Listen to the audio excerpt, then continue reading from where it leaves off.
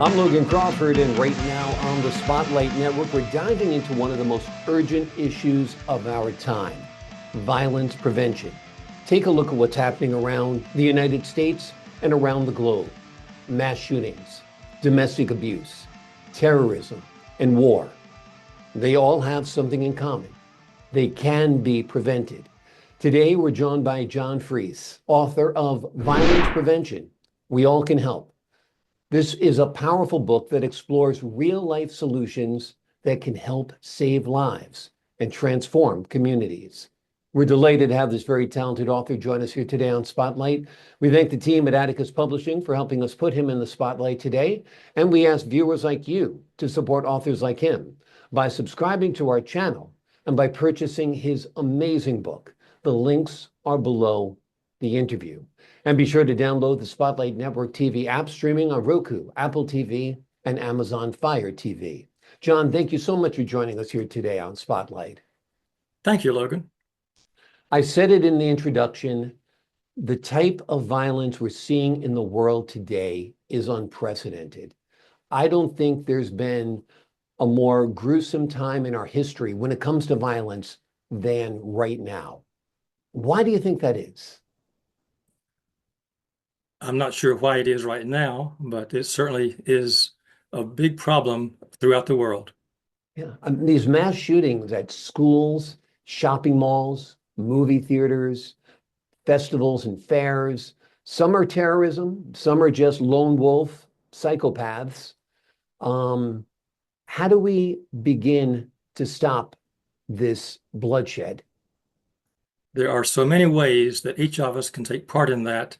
That's what the book focuses on, all the different kinds of violence that are going on and the various things we can do to help prevent it. In your research, what are some of the biggest misconceptions people have about violence? Some people are taught that violence is the appropriate way to respond to adversity. Hmm.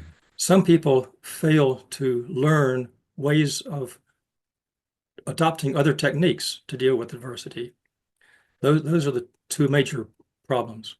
So it all comes down to conflict resolution, largely, Yes, right? Yeah. yes. What do you think are some of the most effective early intervention strategies for preventing violence? Well, a lot of violence is caused by adults, parents who are abusive to their children. Mhm. So if we can do things to prevent child abuse, that would help a lot in reducing violence. The next thing would be education, helping children and adults learn how much safer it is and how much more productive it is to use other strategies to deal with adversity instead of violence. Absolutely. We need to educate our children better. We need to stop abusing them. If you abuse a child, you're going to raise an abuser. It's as simple as that in most cases. Um, what about Hollywood? I know the finger has been pointed at TV and film and media for a long time. But again, as far as depictions of killing goes, I think this is an unprecedented time. I don't think the type of slaughter that is represented on the screen by Hollywood has ever been depicted before. Is that a reflection, or is that a causation, or a little bit of both? A little bit of both. And do you think that Hollywood and the producers out there have a obligation to stop resolving all of their conflicts with guns? I mean, it just seems like that's how every situation in a movie or TV show is resolved, that somebody kills somebody because they were wronged in some way, either real or perceived. I agree that that is part of the problem. It's been shown that the more time people spend watching violent things, the more tendency there is for them to put some of those violent acts into action. Certainly with mass shooters at schools and so forth, it seems like a common denominator are video games, these role-playing games where they actually play like they're a shooter in the game, and then they go into a school and play it out in real life. So I think that's a real life adaptation that we see, and I think it needs to be reined in. What role do you think policymakers and legislators play in reducing violence? I'm not sure where to start there. Yeah. Policymakers have an opportunity to include uh, information about how to avoid violence, how to use other alternatives. They could put that into the schools more. Uh, they also could make sure that when they employ police officers, they choose people who are not prejudiced against a particular type of person. Mhm. Uh, they could make sure that we don't get into wars, but instead that we establish good friendly relationships between nations and have good dialogue between nations so that adversity can be resolved in a way that is peaceful. Do you feel like local communities and grassroots organizations can also help prevent violence? Definitely. There's some things that the public schools would not be able to do, and non-government organizations, local churches or synagogues, or organizations that are community-based can do a lot of things to in to help children learn ways of dealing with adversity without violence. Yeah. Do you feel gun control laws work? It seems like some of the most violent areas in the United States have some of the strictest gun control laws. That you go to Chicago, on every store you walk in, guns not allowed, and it's almost a joke because there's so much violence unfolding everywhere in the Chicago area. What do you think? Do gun control laws help, hurt, indifferent? Well, I think the kind of guns that can fire a huge number of bullets in a short period of time should not be available to the general public. There's not much point in it. There's not much advantage in it. And I think when people want to have mass shootings, they're more likely to choose a weapon like that because part of their intention is to do as much damage as possible as soon as they can. So I think that's one aspect. I'm not against guns. Mhm. I have guns myself because I have been a cattle farmer and need something to put down a cow if she is not able to continue life. But on the other hand, studies have been done about having guns in the home and whether that's a good idea for prevention, for uh, protecting yourself or not. And one study that was done showed that if you have guns in the home, they're more likely to be used for suicide or for inappropriate discharge toward people instead of being used to protect yourself. Live by the sword, die by the sword. That tends to be the case. If you have a gun in the house, you're more likely to die using that gun than having someone else use a gun against you. And that's a sad reality and a sad fact, no doubt. Um, let's talk about cars as weapons. That's the latest tool in the arsenal of extremists. Um, how do we stop that? These people aren't necessarily psychopaths. They're religious extremists who believe that they're doing the work of God by mowing down innocent people at Christmas fairs and festivals and block parties. And they barrel into the crowds at high rates of speed, and it's happening in Germany, it's happening here in the United States.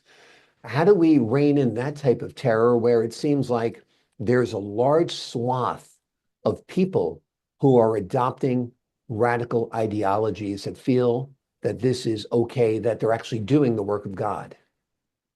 But whether it's guns or cars, it's not the object that is the problem. It's the mind of the person who's involved. And to prevent some of the radical things that people are doing, I think it's important to listen to people who are disturbed, listen to people who have a problem, who are oppressed, or who cannot get the resources they need to listen. And if we learn to listen to each other, we have a much better chance of resolving conflict. Absolutely. I mean, a lot of these people who are carrying out this violence do have some kind of grievance against the United States or people of other religions, and that's why they're carrying it out. I don't know if appeasing them will work or not. I don't know if eradicating them will work or not. Certainly, Israel is working to eradicate people they feel are extremists, and whether that will reap more violence, only time will tell. It likely will reap more violence, no doubt. Let's change the channel for a second and talk about mental health. This seems to be a common denominator when it comes to violence in this country and around the world. Is it neglected? Is that the problem, that we're ignoring the signs of depression and anxiety and other mental illnesses in young people and adults? There's much more prevalence of suicide than there is of shooting other people. Uh, so obviously, the people who are committing suicide have a problem that should be addressed. Uh, they're people who need help. Then you have all people who have some kind of mental problem that causes them to become more aggressive. Uh, Sometimes, if a person has mental illness, they become the target of violence instead of committing violence themselves. So you have a very complex topic here. It's hard to do justice with it in a few seconds or minutes, Yeah. but there are many sides of that. And there are several different kinds of mental illness that do increase the likelihood of violence. On the other hand, their mental illness is only one part of the whole process that's involved in choosing violence as an answer. Hmm. It involves looking at all the things that have happened to that person throughout their life. Those things come together to influence their decision.